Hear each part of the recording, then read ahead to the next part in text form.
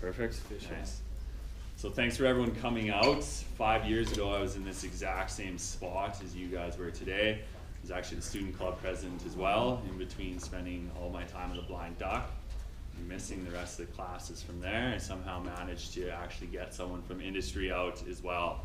And for me, that was the most memorable part of the end of my school career. What I remembered most from that time was really relating to the students and actually what you were taking in school and how that, at that single time, got me a job, basically. So how many people in here have a job today? Coming out of school. How many here fourth semester? Let's start with that. Okay. And then so how many now have a job coming out? Okay, yeah. 2016! Yeah, it stops. I graduated in 2010. 2008 was very much this, 2008 was very much the same way. Up behind me here is a big email. Make sure you write this down. Any questions you have, or take a picture, even better, send them to me. I'm willing to answer these. I'm also going to take a selfie with everyone. Someone say, yeah!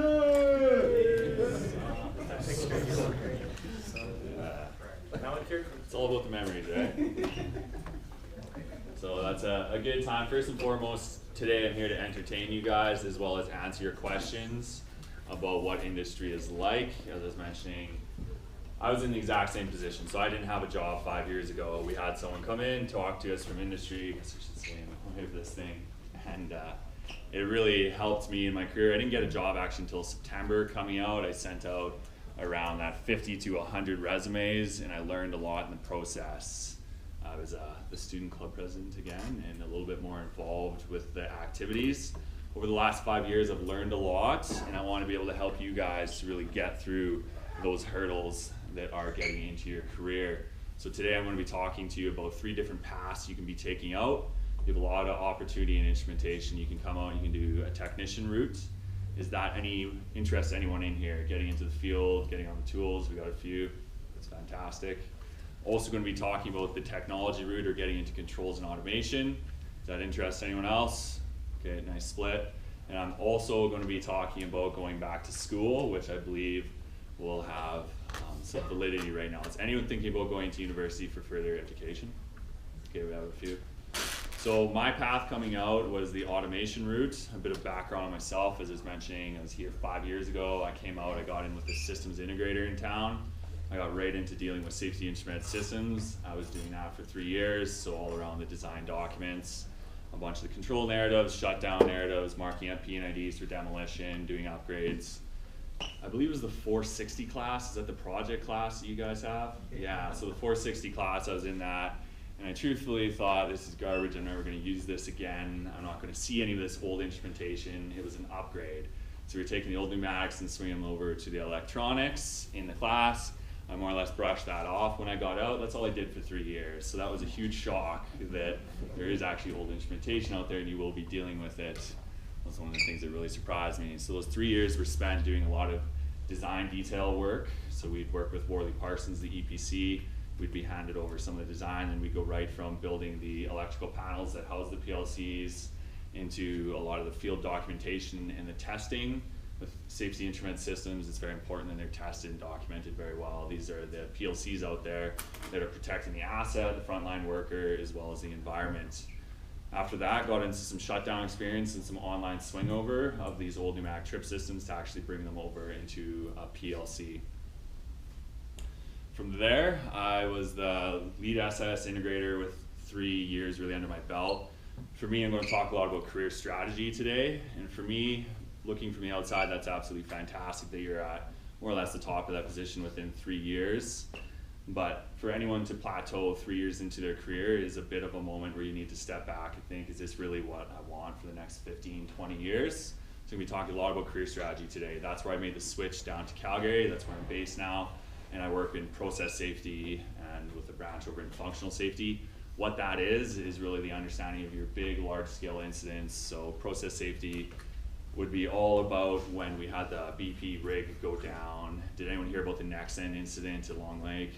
Yeah, so we'd help companies understand that can happen and how to protect or mitigate against it. So these are all the real high scale where I'm going to lose my entire asset, I'm going to have workers lose their life, frontline, the environment is going to be at risk as well. So that's a bit of my background. Feel free to fire out any questions as I'm going along here today. Definitely, again, reiterating, this is about answering questions and providing some clarity to you guys. I'm going to be talking about the technician route from a good friend of mine. He got out and he spent 3 years in the field. His name's Lyndon Brown. From small town Saskatchewan, actually same place as Aaron. Yeah! Rough Riders! So yeah, he spent 3 years and now he's, go ahead, yeah, absolutely. Like when you graduated, did you like for sure, did you know like you wanted to like stay in Alberta or like in Edmonton, I mean, or did you like? Yeah, so that's absolutely a personal choice, that one. And for me, when you guys are thinking about choosing your career, it's definitely you want to be looking at the skills you want to build on. So I know right now it's a little tough to figure out what you want to do since you haven't been out there. But look at the courses that you like here, and that's a gateway into what I'm going to be talking about with the 3 different paths. So we'll kick right off with the first path, which is the technician route.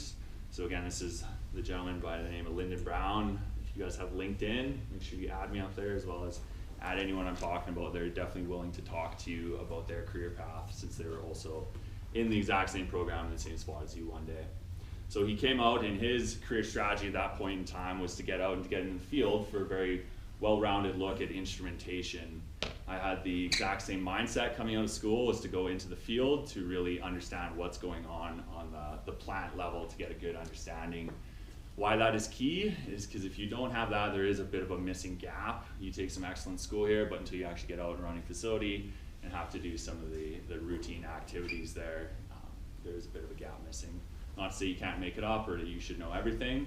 That is really an approach for the technician route, is to get out there and understand. So he got into conventional oil. He was working with a lot of older instrumentation. Again, it was one of those surprises you get out there. It's not all brand new and shiny like it is in here. And he spent some time in Saskatchewan doing that. He has some advice to pass along. Get indentured as quick as you can. Get your blue book right away. He waited a year before he applied for his blue book, and it set him back a year into his career path as well as his strategy. So make sure that you do that right away. Absolutely. To apply for blue book, do you have to be employed there? Aaron, we'll pass the question to you. Yes, that's the catch. So, however, you don't need to have a blue book to start challenging the AIT exams. Yeah, so you guys have to challenge both the 3rd and the 4th period exams.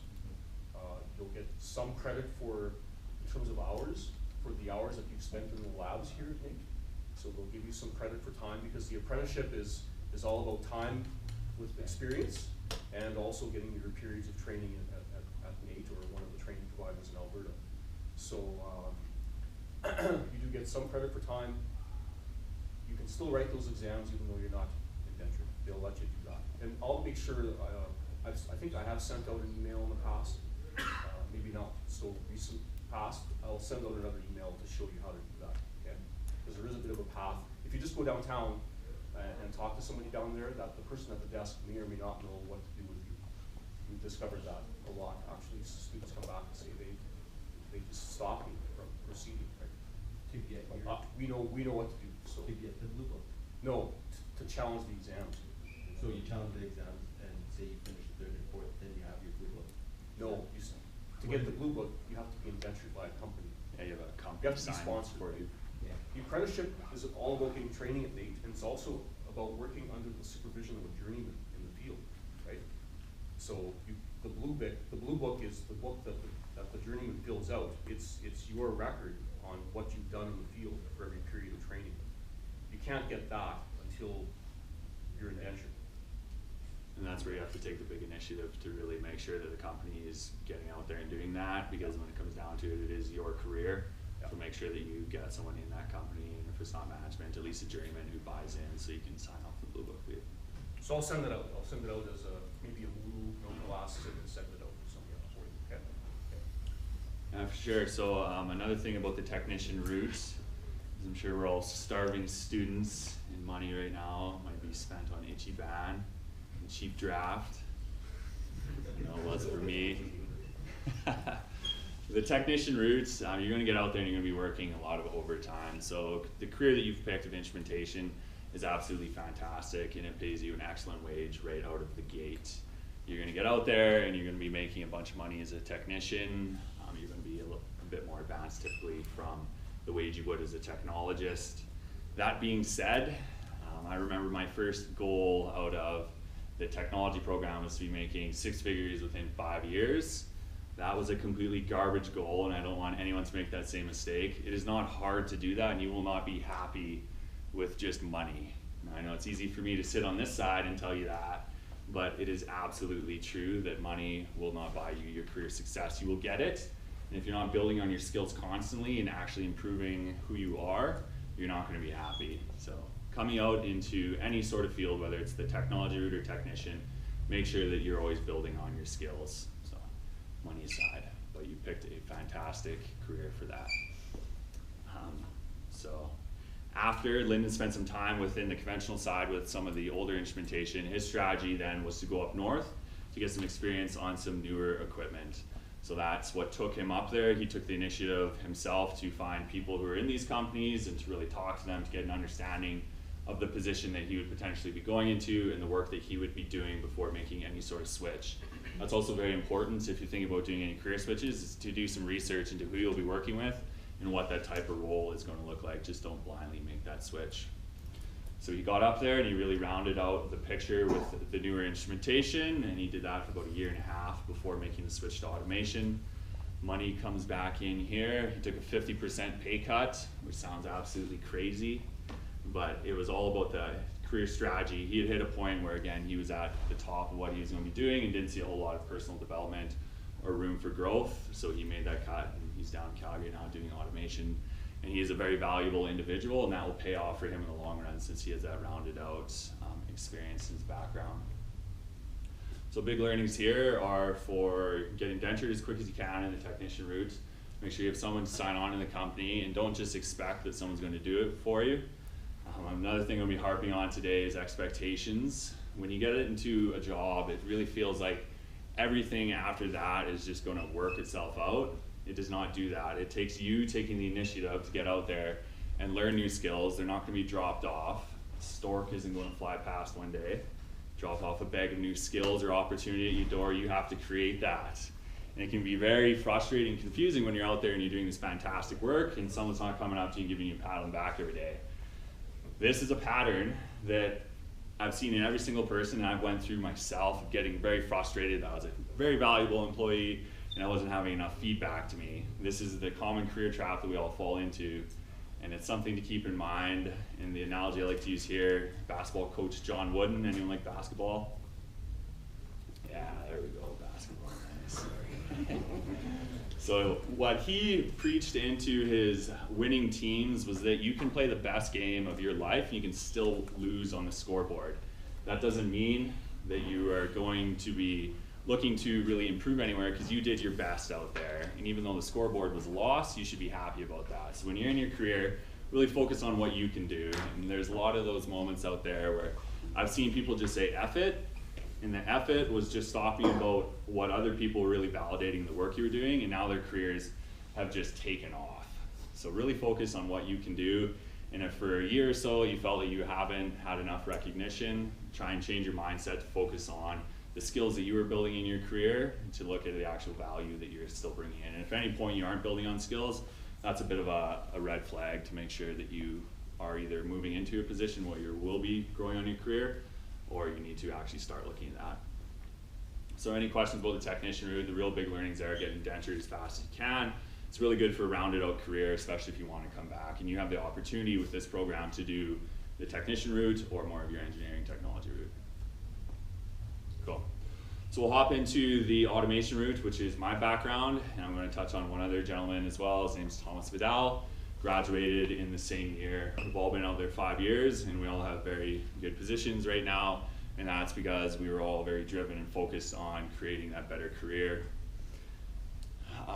So I got out, and it took me about 6 months to get a job. I finally got in with the systems integrator, and as I was mentioning, actually I worked at a facility just east of town, Fort Saskatchewan, at a refinery. So what we were doing there is we were upgrading old pneumatic trip systems. So you have this old air logic pretty much out there that you're replacing. with a nice new shiny PLC. And what those PLCs were was a Triconics, which is a Invensys or Schneider product now, as well as a Foxborough DCS. So what is an example of a couple DCSs out there? This was a question that I had on one of my interviews. You will get questions on your interview, so name a couple vendors. I'm gonna point people. Allen Bradley, Delta V. What else? Honeywell? Okay. Yeah, so, sure. Okay, so we got a couple of them there. When I talk about interviews, they are a wild beast and they can be a bit of a nightmare, and I absolutely crashed and burned on some, and you will get questions on these interviews, but we'll touch on that in a little bit. So after getting out there, there's a big focus. Within the first 6 months, you're going to come out into a technology position and you are going to have a role that you're not too happy with. You're going to be buried in documentation, but it's necessary to understand what the control system does, what it has going on, and all of these facilities. It's great to come out and think that we're going to be a wizard programmer and write this fantastic logic, but every single facility out there has a set of standards that you need to abide by, and you don't get to write wizard logic. That was something that I was a little upset with. I couldn't just write my own stuff. So you're going to have to get out there and you're going to learn that. You're going to be working with different systems. There's going to be a lot of interfaces.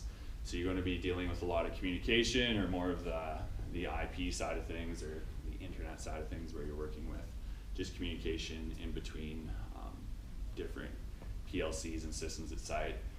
Power engineers, does anyone know what they are? Yeah, power engineers. I had no idea what a power engineer was until I got out in the field. You're going to work with them a lot of the time, especially in an oil and gas facility, and they're very bright, and they're the ones who make the money at the facility, so you're going to have to learn to get along with them, and they know a lot about the facility. You're also going to be working with engineers in this capacity. Same if you take the technician route. We get these fantastic group projects. Is there a group project going on right now? There is. Yeah, you hate them, hey? Yeah, they're terrible. But it is actually a reflection that you have to work with people out there as well, and that's one of the toughest things to get around, is that technical skills will only take you so far. Your interpersonal skills will take you further than any technical skill will, because that's because you have to deal with people. If you can't communicate and you're a technical expert, you're going to have issues. So that's something to keep in mind as well. So you're going to get out there within 3 years. You're definitely going to have that ability to be pretty high ranking out there and have a lot of knowledge. As I was mentioning, I was the lead SS integrator of a pretty big company after only 3 years, so there's a lot of opportunity out there. Remember to have fun. As I was mentioning, these jobs you're going to be making some money, but you're also going to be working very hard hours. You're going to burn out after a while. I did a couple weeks where it was 100 and some hours in a row, and it was absolute insanity. But you're going to use that, and you're going to want to get into that, and you're going to have to work to get through it. But on the other side, remember to take vacation. One of the best memories I have, and one of the most relaxing was, relaxing is probably not a good word for it. We went to Oktoberfest in Germany. So it was fantastic. So you're going to have a lot of opportunity to be making money, and remember to enjoy some of it as well. Just don't flush it down with those Maseratis and the Ferraris you can go by. So coming back onto the automation route now. What's that? Yeah. Nice. So the automation route, things that you're going to have to be really looking at here, no different than any of the other routes, is that you're always growing in your career. I'm going to talk about mentors at the end too, and how important they are. When you first get into a company, make sure you look at the other people who are in the higher up roles and really start talking to them about their career paths. The career paths they've taken are going to be very likely similar to the career path that you have ahead of you and the opportunities. So it's very important once you get into a job to start talking to people and really see where they're coming from to get an understanding of where you can go.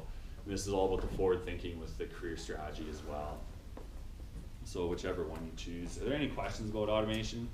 You're not just going to be dealing with oil and gas too. One of the interesting things about, well, PLCs, they're everywhere.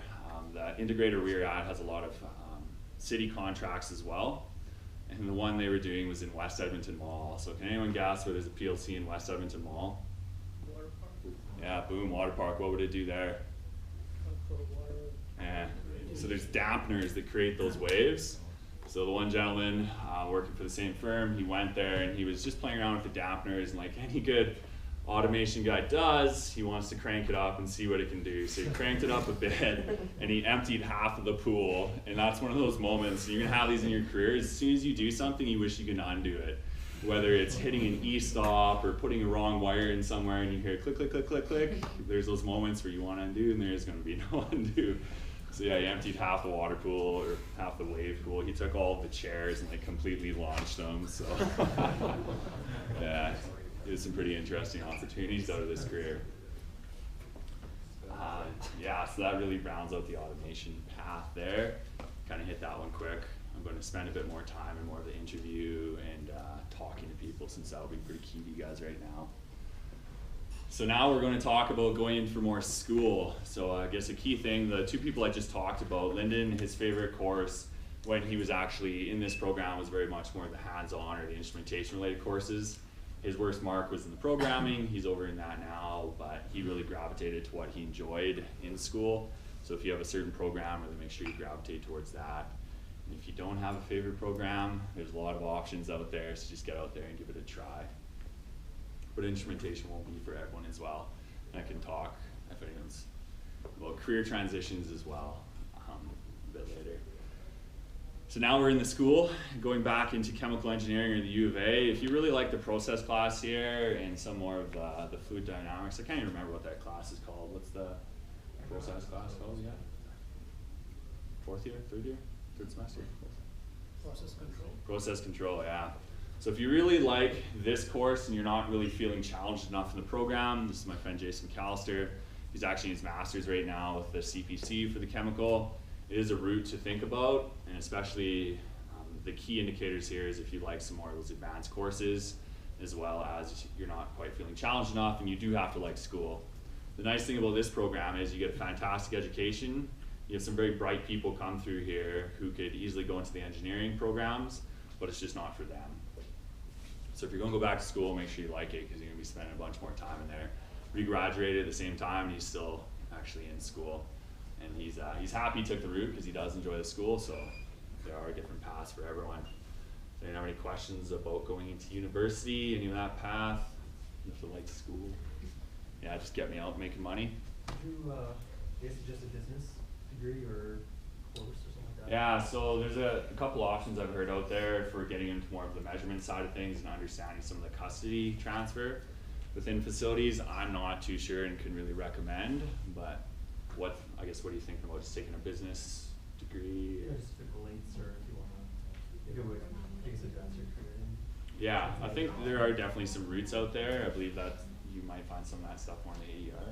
Have you heard anything about like dual ticket trades? Like if you were to say tack on power engineer ticket as well, how that would open up your path? Yeah, so the real popular one is instrumentation electrical. That one's very valuable.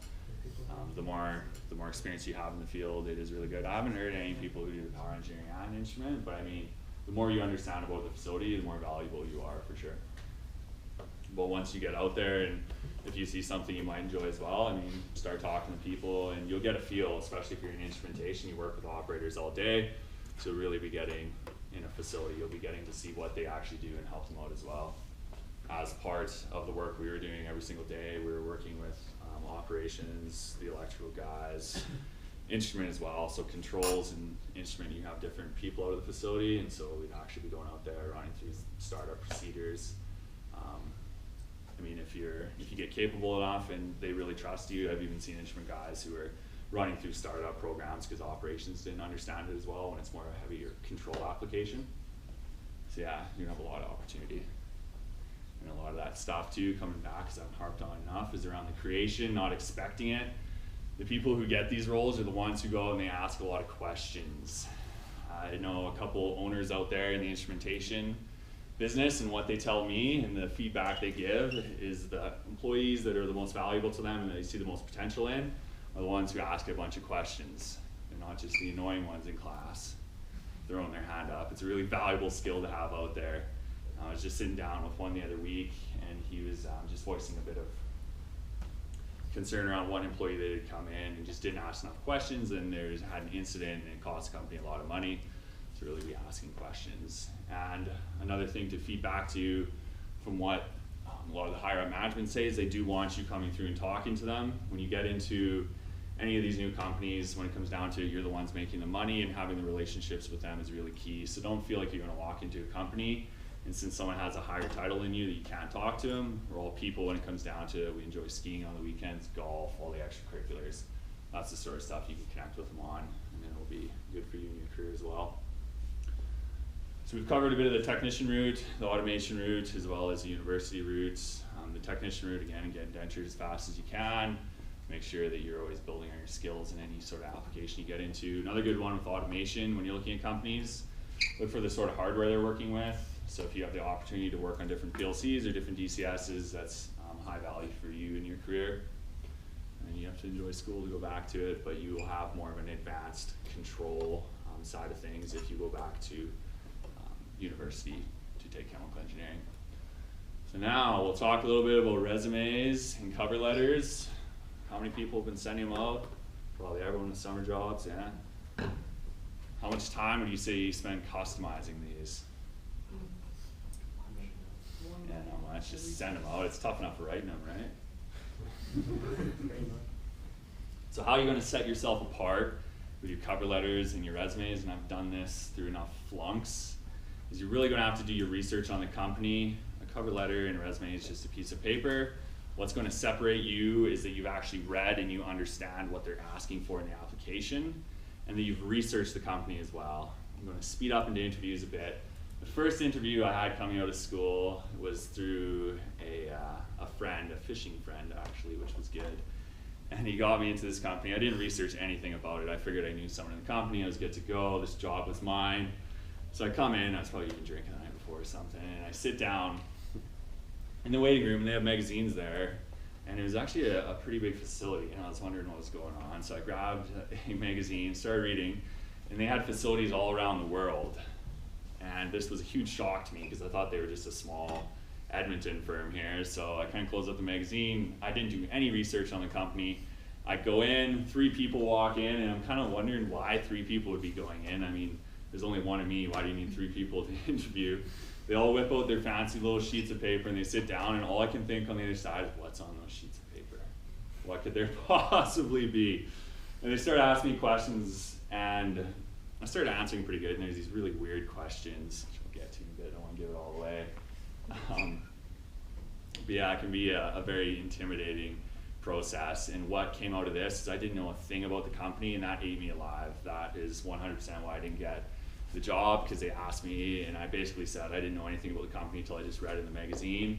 If you put yourself on the other side of the table, who would you like to really interview? You want someone who's interested in the company and who's interested in the job. So the more research you can do going in, that will elevate you to the top of the list. It's easy to sit there and just send out resumes and cover letters where you're just changing names and changing companies. That's not going to get you hired. You need to do your work. If you spend more time than anyone else in this room on your cover letters and resumes, that will get you a lot further because it builds you up to the top of the pile. I know a bunch of people in HR as well as recruiters, and what they're looking for is that you've put that time in, and then right up front you need to say, I'm interested in this position for these reasons, and it has to connect with the ad or the article that's been up there. And they do, it's a big recruiting firm, they read through every single one manually. So there are some processes where you hear they just get spit through a computer, but there is still a big component where people are scanning through these manually, so put the time in. Any questions? Other than just work more, it's Do you garbage. do a lot of customized resumes for different companies? So like, I know you said you did about 50 to 100 resumes, but Yeah. were they just like printouts and send off, or were Yeah, you my first changing ones were and just editing? complete garbage, honestly. I didn't do any customization, I didn't get anything out of them. Right. It wasn't until I started researching about the company and looking into it, finding news articles about them. When it comes down to it, companies don't hire, people hire. So you have people on the other end who are looking at this, and most of the time it's HR who are involved with press releases. So if you can find press releases and you can connect to those, there's a good chance those people have approved them and they're already connecting with that message. The fact that you went out there and you found the news article goes a long way, especially if you're writing it, even in your cover letter. Cover letters, if you know someone in the company, that's the best opportunity to write, well, I know what my career path's gonna be like, I'll talk to this person. That's really what I gravitate towards. Other than that, look for news articles out there about these companies. The owners will be out there. Potentially the company's bought, sold, gone through some interesting projects recently. That's where you're gonna find your traction. Does it have to be recent articles about the company or? So, Another thing I do a lot of is connection strategies. And the further you go back into someone's career, the stronger that is. So if you find articles where these companies were just starting up, that's where you get the strongest emotional connection, because that's when they're in there grinding and they're in there doing the fighting. So if you can find these old articles and you said, hey, I think this company's amazing. I know the owners from doing some research from this article back when you started and you guys did this project, that will take you a long way. So the further you can go back, the better. Is it okay to apply for different positions in the same company? Yeah, for sure. Yeah, Will absolutely. it make us look unfocused on? I'm not sure. No, for sure. As long as you're very explicit why you want to take each route, and you can even mention in your cover letter you applied for 2. Keep them short and concise. So who has LinkedIn here? Nice. So I expect everyone to connect with me. This tool will be the most valuable piece that you can have to your career. I got into LinkedIn about 1.5 years ago. This was right after, so I lost a mentor at the last company. I was in a bit of a confusing career time. And we had a gentleman come through who is world renowned for working on SIS. His name is Paul Gruen. And he told us at the end of the course, if we weren't on LinkedIn, or it was the end of a sales pitch, he's also a really good salesman as well. If we weren't on LinkedIn, really didn't know what we were doing. There are a ton of technical forums on there where you will have people from around the world who are the best at what they do answering questions. So you can go on here, and the self-learning component of LinkedIn is absolutely massive. So you can find instrumentation groups, you can find SIS groups, you can find controls groups where you have the best in the world out there answering questions. So get on this platform and get into the groups. It's very strong for you. Also, anyone who's doing any hiring is going to look on social media for you. It's pretty explicit that we don't want us passed out with 50 beer cans around us on our Facebook photo. They're going to be looking at your LinkedIn heavily as well. So get a nice clear photo of yourself up there. And in your summary, so this is one I help a lot of others out with too. It's a bit different from a student position since you don't typically have some skills. If you had summer experience, that goes a long way. What you should be putting on there is really an idea of where you want to go. So say you want an automation job. You want to mention that you want to get in the automation career, and then within the 1, 2, 3 years, kind of lay out a bit of a path. So you want to get in, you want to learn this system, this system. It gives them a bit of an insight that you've done some research and that you actually are willing to put in the extra work. So in your summary, you want to really make sure that you're laying out a bit of a career path in there, or your sight forward. I know it can be a bit of a tough thing since we're just graduating, but that is your ticket to success right there. Who is a punctual, on-time worker who is always dedicated? Yeah. Get that garbage filler out of your resumes and out of your LinkedIn. You're doing nothing but filling up your resume with stuff that everyone puts on there. And the nice thing about it is everyone puts it on there. So when you separate yourself and get to more substantial topics that you've actually researched the company, know what's going on, this will separate you. And it's nice because it's an easy one. It doesn't take too much time to take that stuff out of there. If you want filler in your resume, use size 25 font. It's a nice impact as well.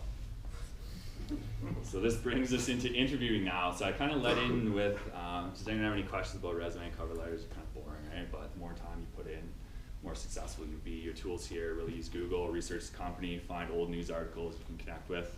I'm talking really fast now. Perfect. So now we're going to get into the interview portion. As I was mentioning, the first one I did no preparation on. You need to understand the company before you go in, and you need to be prepared to answer questions like, what are your 5 weaknesses? What are the 5 reasons I shouldn't hire you? Go on the internet and do some research into tough interview questions. The way to take away anxiety from going into interview is to be prepared for anything they can ask you. So no different than an exam in here. If you want to do really good, you want to look at the course material and you want to wonder, okay, what's the toughest thing they can ask me? And I'm going to know that. So that's what you need to do for your interviews. Go out there and find some really tough questions online, because you're going to get those. It's almost like a bit of a sick time for the people on the other side. And I've been on the other side of a lot of interviews, and you kind of just like to see people squirm. Because what you're doing in an interview is you're looking at how people handle stress and really how they are able to deal with others in a company. So you're going to get questions like, when was the last time you had a conflict? How did you resolve it? Have those things ready before you go in, because you're always going to get them. They're going to be working through these questions based off of your ability to work with others, There's a component in there too that they want to know you outside of work, so that you're not just 100% dedicated to what you do. You have hobbies. It's another good one at the resumes in your LinkedIn is to have a bit about you on there as well. It's very important to have a bit of the balanced life where you're showing that you're not just instrumentation 100%. That's great, but you need to have some other aspects in there as well, and that's your opportunity to connect with people. If you like golf and they like golf, that's fantastic. You have something to connect on and talk about. So have that stuff in the resume, that's pretty typical. Interviews, has anyone been in a crazy interview? Can share any stories? Yeah, tough one. So that was the first interview I had, was 3 people walked in, didn't do any preparation, was completely lost. The second interview I got into and I sat down and we had a few questions back and forth, and it's actually funny. My grandma got me my first job. Yeah. So it's about the people you know as well. And the first job actually that I know of everyone, they knew someone in the company. So get out there, and I know networking events are painful, but just get out to them and start meeting people. Even if you don't have a big network now, you have the opportunity to start growing it today through getting out to these events and even using LinkedIn. Yeah, say. Yeah, so networking events are huge. So they slammed a quiz down in front of me. And this quiz probably took about 20 minutes, so be prepared for that as well. There's a lot of these just crazy things I went through, which it would be nice to have someone who'd went through it before. That's the intent of today, is to help you out with some of this stuff. So your education here sets you up very well. I wrote that quiz, I had no idea about it, and I was the highest score out of anyone in the company, and I was no golden straight A student here. It's very practical, a lot of the questions you're gonna get, and that's what NAIT is. It sets you up really, really well for getting out there. So feel confident in the education you have, it's good. And this company was full of engineers as well. Where it really separated was you guys have that hands-on. Engineers come out and they typically don't even know what a P&ID is or are able to read it. There's a bunch of P&ID related stuff on there, questions about what are different types of vendors, tell us a bit about the company, all that kind of stuff. So keep those in mind for interviews. Now once you get the job, I was alluding to this at the start, all your problems don't just end. And that was a big insight that I had. You just get a job and everything's going to be fantastic. You need to still be putting work into your career to make it what you want. Now granted, there will be some people who it'll be quite all right to just get out there, get into a career and work 30 years. For those of you who are really interested in making a really excellent career in something big, you're going to have to be really looking at your own career every 6 months to about every year. Any time that's shorter than 6 months is a little too tight to be looking at it. There are going to be people looking out there for you, but you are going to be your biggest advocate and the person who makes the biggest opportunity as well as creates the biggest change in your career. I know people who've come out of this program at the exact same time, and you were to look at them now in their careers, and one, it's not even close. And those are the people who are in a much higher up place and who have a lot more experience. Those are the ones who are willing to go out there and just start learning. So if you're at your desk, you're doing something boring, get up and go talk to someone who's doing something interesting. Start learning about it. Take that initiative and get out there. Nothing's gonna be dropped off. And if a stork drops off the bag of skills, like I was saying, you can email me, say, Calvin, you owe me $1,000. Give someone $1,000. That's probably dangerous to say right now. Creative students. I didn't say that. So yeah, once you get into your career, really it is what you create and what you make of it. Now that branches into mentors at this point in time. Mentors are very important. I know you guys probably have a few in your life right now. You can really consider a good mentor is not just in the workforce. They help you out with your problems in life as well. Some of the best mentors I had, I would go in and I would sit in their office and they would actually tell me that, Calvin, it's all right if you're thinking about leaving the company. Basically what it comes down to is if your goals and your vision isn't aligned with the company, it's completely all right that you go on to something else. Just make sure you plan it out. So for me, that's pretty powerful to have someone in a company, especially a managerial position, who's willing to talk to you about this company might not be the best. Because typically you get out there and it's seen as it's terrible if you leave a company. Well, when it comes down to it, if it's best for both parties, if your future visions aren't in line, then you split. So if you're looking at doing different things, you can start having these kind of conversations really with people in your company. You're not gonna have mentors in every single company you get into. Where I was talking about LinkedIn and this guru, find these people. So I'm not considering myself any guru, but if you have any questions you want to ask me right now, send them off. When I was sitting in this room, I had a lot of questions myself. I was able to talk to the gentleman who came in, really helped solve a lot of problems.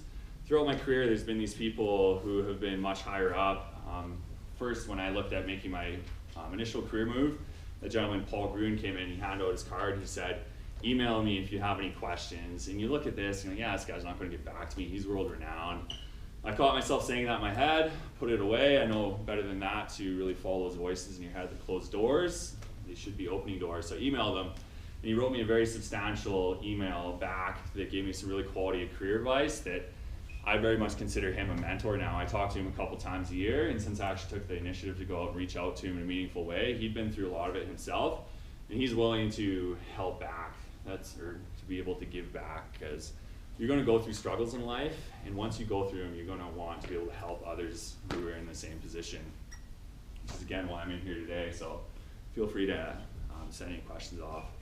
It's actually interesting, I almost quit my job in November of this year before talking to another one who gave me really good advice, and he got me right back on the path of really focusing on the career and doing big things and really focusing instead of expecting things coming into what I can create. So that's something to keep in mind, and if that's all you take away tonight, it's creation versus expectation.